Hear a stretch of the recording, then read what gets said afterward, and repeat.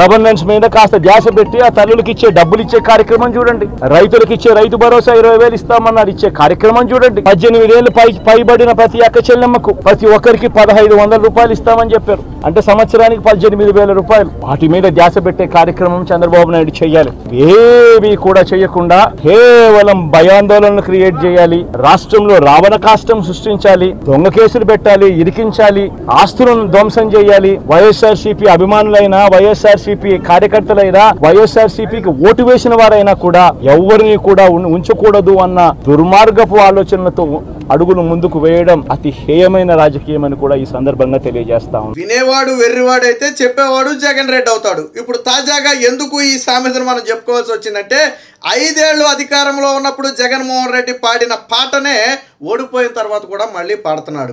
Already నువ్వు 5 ఏళ్ల పాటు ఆ పాట పాడితేనే ప్రజలు 11 సీట్లు ఇచ్చి పళ్ళు రాలగొట్టి ఇంటికి పంపారు.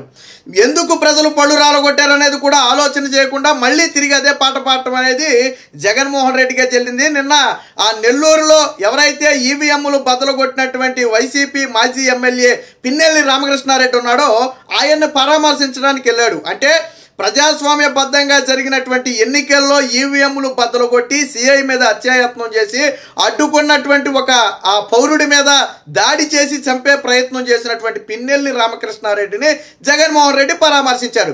సరే 31 కేసులు ఉన్న జగన్మోహన్ రెడ్డి 16 కేసులు ఉన్న ఆ పిన్నెల్లి రామకృష్ణారెడ్డిని పరామర్శించడంలో పెద్దగా ఇదేమీ లేదు అనుకోండి, ఎందుకంటే దొందుకు దొందే. సరే పరామర్శ గురించి అయితే మనం ఏం మాట్లాడుకోవట్లా, కానీ పరామర్శించి వచ్చి ఏమన్నాడు జగన్మోహన్ రెడ్డి? ఈవీఎంలు బద్దలు కొట్టడం తప్పే కాదంట.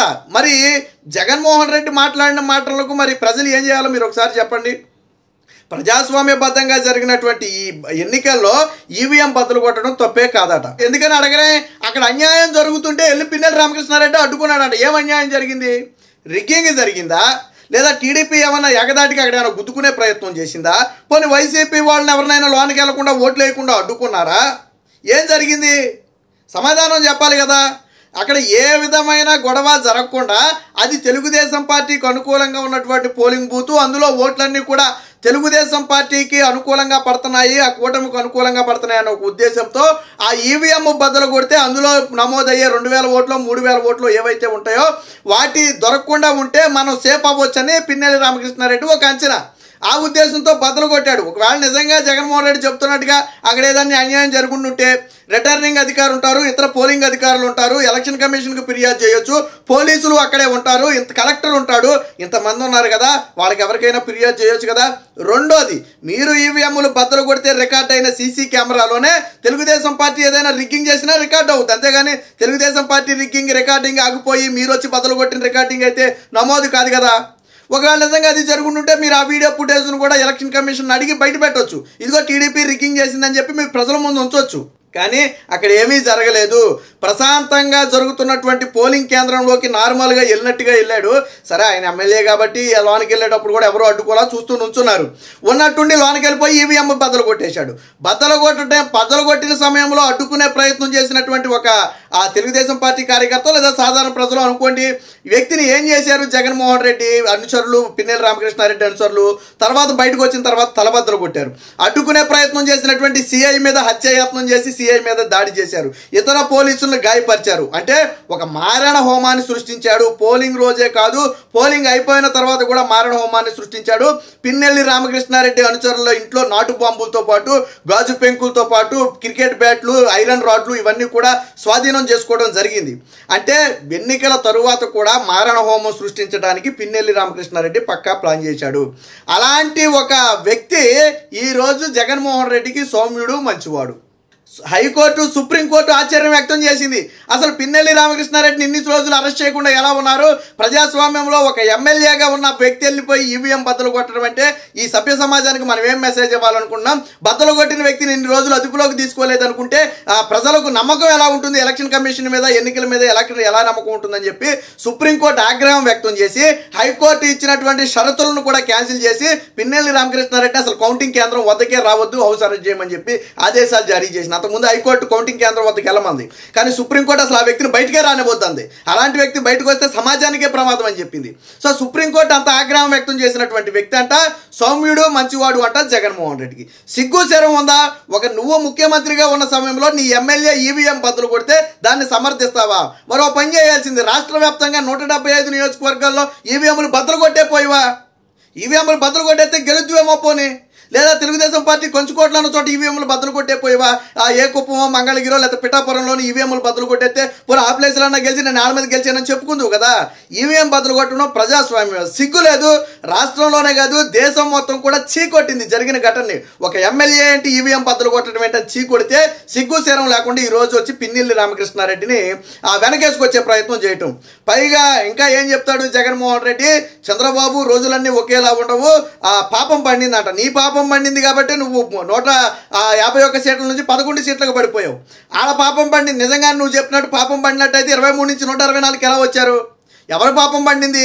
కనీసం వాళ్ళు ప్రభుత్వాన్ని ఏర్పాటు చేసి ఇంకా నెల కూడా రాలేదు, 22 రోజులు 23 రోజులు అవుతుంది. నెల రోజులు కూడా కాకముందే అప్పుడే పాపం పండిపోయిందంట. 5 ఏళ్ల పాటు వాళ్ళకి మ్యాండేట్ ఉంది. 5 ఏళ్ల పాటు నువ్వేం చేసావు? నేను పాలన చూసిన తర్వాత కదా నేను చీకొట్టింది. పోనీ జగన్మోహన్ రెడ్డి పాలన చూడకపోతే నిన్ను విమర్శించడానికి ఏమీ లేదు అనుకోవచ్చు. 5 ఏళ్ల పాటు నీ పాలన చూసి వైనాట్ 175 అనటం చూసి, 3 రాజధానులు అనటం చూసి, నా వెంట్రుకు కూడా బేకలేరు అనటం చూసి కదా ప్రజలు నీకు బుద్ధి చెప్పింది. మరి అది కదా నువ్వు బుద్ధి తెచ్చుకోవాలా? చంద్రబాబు పాపం పండిందా? నీ పాపం పండింది కాబట్టి ఈ రోజు బెంగళూరు బారిపోయి 4 రోజుల పాటు తలదాచుకుని వచ్చావు సిగ్గు శరం లేకుండా. నీ పాపం పండింది కాబట్టి చంద్రబాబుని ఎదుర్కోలేక అసెంబ్లీలో కూర్చోలేక వెనక్కి తిరిగి పారిపోయావు. నీ పాపం పండింది కాబట్టి చంద్రబాబు గారిని అడుక్కుని అసెంబ్లీలోకి నీ కార్యాలయమని చంద్రబాబు గారిని అడుక్కుని మంత్రుల తర్వాత ప్రమాణ స్వీకారం చేశావు. నీ పాపం పండింది కాబట్టి ఈ రోజు ఆ ఈవీఎం బదులు కొట్టినటువంటి ఒక కేసులో ముద్దాయిగా ఉన్నటువంటి పిన్నెల్లి రామకృష్ణారెడ్డిని పరామర్శించాల్సి వచ్చింది. నీ పాపం పండింది కాబట్టి ఈ రోజు మీ నేతలు చేసిన అక్రమాలు ఒక్కొక్కటిగా బయటకు వస్తున్నాయి. నీ పాపం పండింది కాబట్టి ఈ రోజు నువ్వు నీ ఇంటికి 30-40 అడుగుల ఐరన్ ఫెన్సింగ్ వేసుకుని నువ్వు బయటికి రావాల్సిన పరిస్థితి ఏర్పడింది. నీ పాపం పండింది కాబట్టి ఈ రోజు ప్రజల్లో తిరగాలంటే భయపడి నెల రోజుల నుంచి తలదాచుకుని పక్క రాష్ట్రం పారిపోయి తలదాచుకోవాల్సిన పరిస్థితి వచ్చింది. సో కాబట్టి ఎవరి పాపం పండింది అనేది ప్రజలందరికీ తెలుసు. ప్రజలు ఆల్రెడీ సమాధానం చెప్పున్నారు. కాబట్టి జగన్మోహన్ రెడ్డి ఎప్పటికైనా రియాలిటీలోకి రా. నిన్ను ప్రజలు ఎందుకు తరిమేశారు? నువ్వు శిశుపాలుడి పాపాలు లెక్కెట్టినట్టు ఏదో లెక్కెడతా అంటే ఏమి లెక్కెడతావు? చంద్రబాబు గారు 7,000 పింఛన్ ఇచ్చారు, దాన్ని లెక్క పెడతావా? మెగా డిఎస్సీ ఇచ్చారు, దాన్ని లెక్క పెడతావా? లేదా నువ్వు తెచ్చిన ల్యాండ్ టైటిలింగ్ యాక్ట్ రద్దు చేశారు, దాన్ని లెక్క పెడతావా? లేదా ఇప్పుడు ఆ గంజాయి మీద ఉక్కుపాదం మోపుతున్నారు, దాన్ని లెక్క పెడతావా? మరొక వారం రోజులు అన్న క్యాంటీన్లు ప్రారంభించబోతున్నారు, దాన్ని లెక్క పెడతావా? 1వ తారీఖున ఉద్యోగులకు జీతాలు ఇచ్చారు, నువ్వు దాన్ని లెక్క పెడతావా? దేన్ని లెక్క పెడతావు? 3,000 పింఛన్ని 4,000 చేశారు, దాన్ని లెక్క పెడతావా? అంగవైకల్యం ఉన్న వారికి 5,000 పింఛను 15,000 చేశారు, దాన్ని లెక్క పెడతావా? లేదా వైకల్యం ఉన్న వారికి 3,000 పింఛను 6,000 చేశారు, దాన్ని లెక్క పెడతావా? దేన్ని లెక్క పెడతావు? జగన్మోహన్ రెడ్డి సమాధానం చెప్పాలా? ఏదో లెక్క పెడతానన్నావు కదా, దేన్ని లెక్క పెడతావు? ప్రజలు నీ పాపాలు లెక్క పెట్టారు కాబట్టే 11 సీట్లు కూడా ఇచ్చి ప్రతిపక్ష హోదా కూడా ఇవ్వాల. 5 ఏళ్ల పాటు చంద్రబాబు గారి పాలన చూశారు, 5 ఏళ్ల పాటు నీ పాలన చూశారు. కానీ నీ పాలన చూసిన తర్వాత నీకు ఇచ్చిన సీట్లన్నీ 11 సీట్లు ఇచ్చారు. ఇప్పటికైనా రియాలిటీలోకి రా. నీకు ప్రతిపక్ష హోదా లేకపోయినా ఆ పాత్ర పోషించాల్సిన బాధ్యత నీ మీద ఉంది. కాబట్టి ఎప్పటికైనా చంద్రబాబు గారి పాపాలు పండిని లేకపోతే ఎల్లకాలం ఒకేలాగా ఉండవు ఏదో చెప్తున్నాడు జగన్మోహన్ రెడ్డి. మీరు చేసిందే తిరిగి మేం చేస్తామని. ఆల్రెడీ అసలు దాడులు అనే విష సంస్కృతిని ప్రారంభించిందే మీరు కదా. గతంలో బుద్ధా వెంకన్న బోండా ఓమాల మీద దాడి చేసిన తురకాకి మీరు ఏం చేశారు? తర్వాత మున్సిపల్ చైర్మన్ పదవి ఇచ్చారు. అది కదా దాడులు ప్రోత్సహించింది మీరు కదా. టీడీపీ ఆఫీస్ మీద దాడి చేసింది మీరు, చంద్రబాబు గారి ఇంటి మీద దాడి చేసింది మీరు, అలాగే టీడీపీ కార్యాలయం మీద దాడి చేసింది మీరు, ఆ తోట చంద్రయ్య లాంటి వారిని నడి రోడ్డు మీద హత్య చేసింది మీరు. కాబట్టి దాడులు అనేది ప్రారంభించిందే మీరు కదా. మీరు ప్రారంభించిన దాడులు. కానీ ఈరోజు ఎవరి మీద దాడి చేయలేదే. పిన్నెల్లి రామకృష్ణారెడ్డిని ఏ కేసు మీద అరెస్ట్ చేశారు? ఎన్నికలకు ముందు జరిగినటువంటి ఎన్నికల సమయంలో జరిగినటువంటి కేసు. అప్పుడు ముఖ్యమంత్రికి ఎవరున్నారు? నువ్వే కదా ఉంది. దీనికి తెలుగుదేశం పార్టీకి ఏమైనా సంబంధం ఉందా? ఇది ఎలక్షన్ కమిషన్ కేసు కదా, దీనికి తెలుగుదేశం పార్టీకి ఏమైనా సంబంధం ఉందా? సిగ్గుసారం ఉండాలి కదా మాట్లాడేటప్పుడు. మనం ఏం మాట్లాడుతున్నాం అనేది కనీసం ఇంగిత జ్ఞానం ఉండాలి కదా జగన్మోహన్ రెడ్డి. కాబట్టి జగన్మోహన్ రెడ్డి ఎప్పటికైనా రియాలిటీలో రాకపోతే వచ్చే ఎన్నికల్లో సింగిల్ డిపాజిట్ రావటం కూడా కష్టంగా మారే అవకాశం ఉంది.